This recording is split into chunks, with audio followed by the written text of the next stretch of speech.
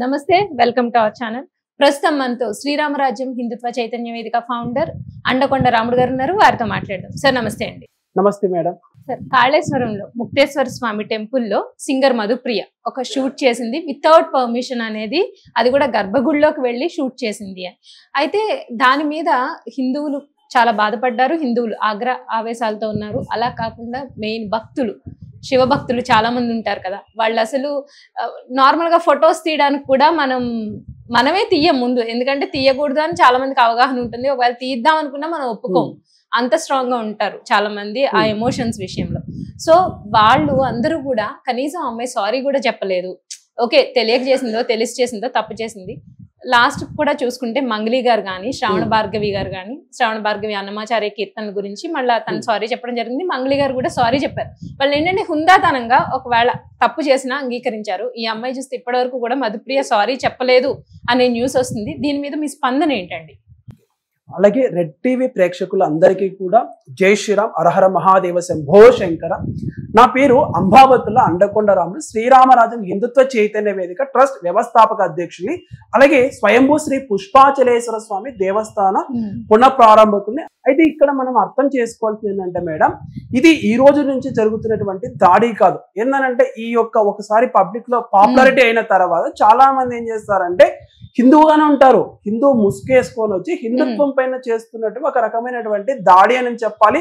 ఇది తెలిసి చేస్తున్నారా తెలియక చేస్తున్నారా అనేటువంటిది వాళ్ళకి అవగాహన లేనప్పుడు హిందూ సమాజము లేదంటే భక్తులు ముందుకు వచ్చేసి అయ్యా ఇది తప్పు అనేటువంటి వాళ్ళు ఎప్పుడైతే వాళ్ళ దృష్టికి లేదంటే హిందూ సమాజాన్ని తీసుకొని వచ్చి మీడియాలలో కూడా మనం చెప్పినప్పుడు హుందాతనంగా బహిరంగ క్షమాపణ, బేషరతుగా క్షమాపణ చెప్తే సమస్య అనేటువంటి ఇంతవరకు వచ్చేదే కాదు. అలాగే ఏంటంటే మధుప్రియ సింగర్ గారు వచ్చేసి ఇది 3 days నుంచి నడుస్తున్నటువంటి ఇష్యూ, ఓకేనా. అయితే ఇక్కడ మనం ఆయా సోషల్ మాధ్యమాల మనం చూసినప్పుడు ఏంటంటే ఇది ముక్తేశ్వర స్వామి దేవస్థానంలో అక్కడ బోలోశంకర్ అనేటువంటి శివయ్య, అలాగే యమ కూడా ఉన్నారు, యముడు. సో ఇక్కడ బోలోశంకరుడు క్షమిస్తాడేమో కానీ యమతో కొద్దిగా జాగ్రత్తగా ఉండాల్సినటువంటి ఈ మధుప్రియ సింగర్ గారు చేయలేదు. అలాగే ఏంటంటే చాలా మంది అక్కడ ఈవో గారు ఏమన్నారనంటే వాళ్ళు మేము గుడిలో అక్కడ సాంగ్ షూట్ చేసుకోవడానికి మేము పర్మిషన్ ఇవ్వలేదు అనేటువంటి కూడా మనం మాధ్యమాల్లో చూస్తూనే ఉన్నాము. అలాగే ఏదో పూజారి అనేటువంటి పూజారి పైన నెట్టే ప్రయత్నం చేస్తున్నారేమో అనిపిస్తుంది.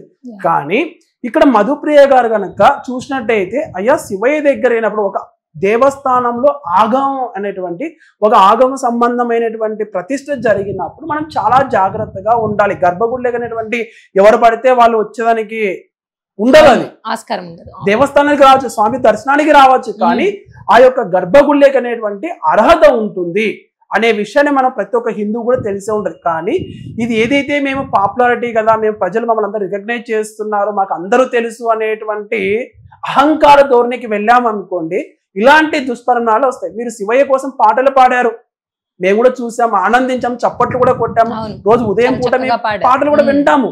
కానీ ఇలా జరిగినప్పుడు మీరు బేషరతుగా మేమంతా ఎక్స్పెక్ట్ చేసేది అయ్యో నేను తెలిసి తెలియక జరిగినటువంటి పొరపాటుకి ఈ రోజు నేను క్షమాపణ చెప్తున్నాను అనేటువంటి ఒక మాట చెప్తే ఈ సమస్య వచ్చేదే కాదు. ఇలాంటిది మధుప్రియ ఒకరే కదండి, సింగర్ మంగళి గారు కూడా ఇలానే చేశారు కదా. బోనాల పండగప్పుడు కూడా మోతిబారి అనేటువంటి ఒక పదం విషయంలో కూడా ఇలా అబ్జెక్షన్ చెప్పినప్పుడు హిందూ సమాజం నేనే శ్రీరామరాజ్యంతో అబ్జెక్షన్ చెప్పినప్పుడు తన యొక్క మంగళి గారు ఏం చేశారని అప్పటికే 4 మిలియన్ వ్యూస్ వెళ్ళాయి. అయినా కూడా ఆ సాంగ్ అంతా తీసేసి మోతిబార్ అనేటువంటి పదం తీసి మళ్ళీ రీఅప్లోడ్ చేశారు. అలాగే క్షమాపణ కూడా చెప్పారు. అలాగే ఈమె శ్రావణ భార్గవ గారు కూడా కొద్దిగా పెంకుతనంగా ఉండేసి లాస్ట్ లో అన్నమాచార్యులు అనేటువంటి వారు హరినారాయణాచార్య గారితో మేము వాళ్ళతో ఫోన్ చేసి మాట్లాడినప్పుడు కూడా తను తీయలేదు.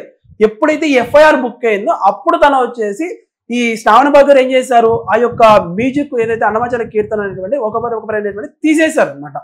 ఆ స్టెప్స్ అలానే పెట్టారు. ఇంకేం చేస్తాం, మనం ఏం చేయలేం కదా. సో అది లీగల్ గా నడుస్తూనే ఉంటుంది, అది వాళ్ళు చూసుకుంటారు. అలాగే ఇక్కడ ఇంకొక విషయం కనుక మనం చూస్తే ఈ వై యుగేందర్ కూడా ఈ విషయంలో ఏంటంటే ఇప్పుడు కదా ఇంకొకటి అనేటువంటి ఒక మూవీ వచ్చినప్పుడు ఇది 2-3 years నుంచి జరిగినటువంటి స్టోరీ అనమాట.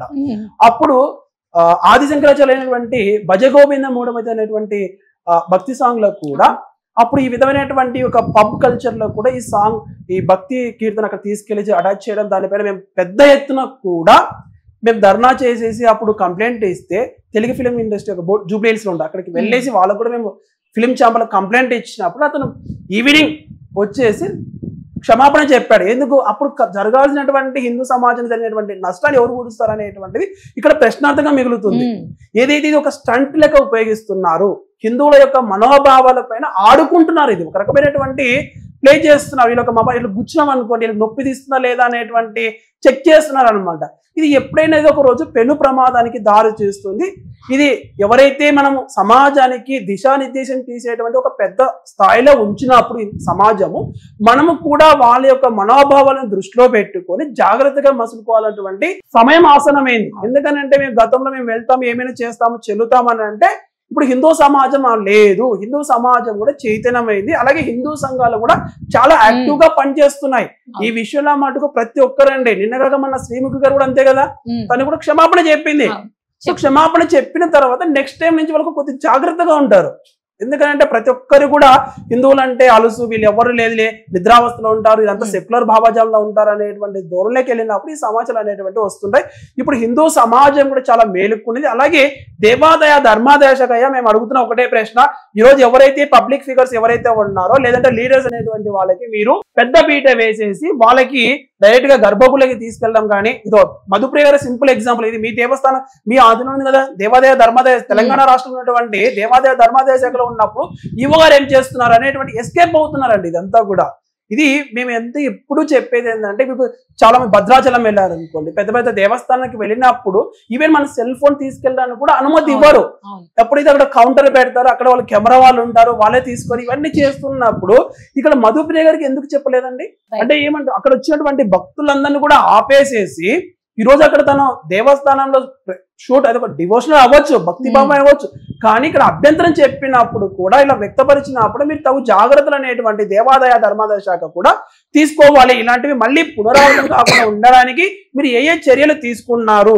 ఈవెన్ అక్కడ బోర్డు అనేది పెట్టినాడు. చాలా మంది ఏంటంటే ఇప్పుడు మనం అబ్జెక్షన్ చెప్పామనుకోండి, మేము నోటీస్ బోర్డు పెట్టామంటే హెచ్చరిక బోర్డు, గమనిక బోర్డు అని పెట్టాం కదా, వాళ్ళు చూసుకోకుండా ఆ విధంగా అయినప్పుడు దీనికి ఎవరు రెస్పాన్సిబిలిటీ, బాధ్యత ఉన్నదా? కేవలం గుడి మీద వచ్చేటువంటి ఆదాయం పైన పెట్టేటువంటి శ్రద్ధ, భక్తుల మనోభావాల పైన మీరు శ్రద్ధ ఎప్పుడు పెడతారు, ఏ రోజు పెడతారు అనేటువంటిదే మేము సూటిగా ప్రశ్న అడుగుతున్నామండి.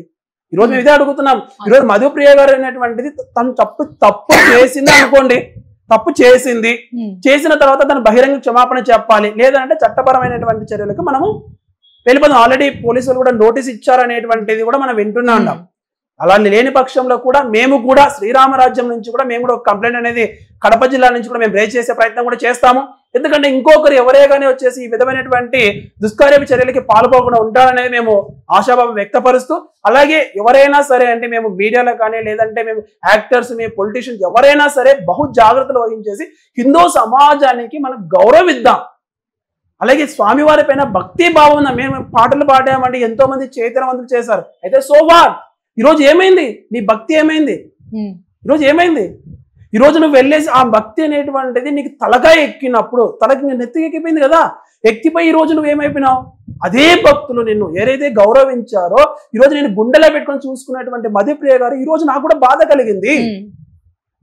నువ్వు వెళ్ళేసి ఆ విధంగా అండి, సరే నువ్వు వెళ్ళి క్షమాపణ చెప్పితే సంతోషించావని కదా, ఈరోజు నువ్వు అంత అహంకార ధోరణిలో ఉన్నప్పుడు మేము ఏం చేయాలండి? నిన్ను చూసేసి ఇంకో 10 మంది తయారైతే ఏంటి పరిస్థితి అనేటువంటిదే. రేపు అక్కడ భక్తి భావం ఏమవుతుంది? అరే ఎవరైనా వచ్చి మేము కూడా సాంగ్ చేసాం, మధుప్రియ గారికి ఇచ్చాం, మాకు కూడా ఇవ్వని అంటారు. అప్పుడు ఎవరేం చేస్తారు? సో వీటన్నిటినీ మళ్ళీ పునరావృతం కాకోకుండా ఒక పటిష్టమైనటువంటి చర్య తీసుకోవాలనేటువంటిది దేవాదాయ ధర్మాదాయ శాఖను మేము కోరుకుంటున్నాము. అలాగే అర్చక స్వాములకు కూడా అయ్యా బహు జాగ్రత్తగా ఉండండి.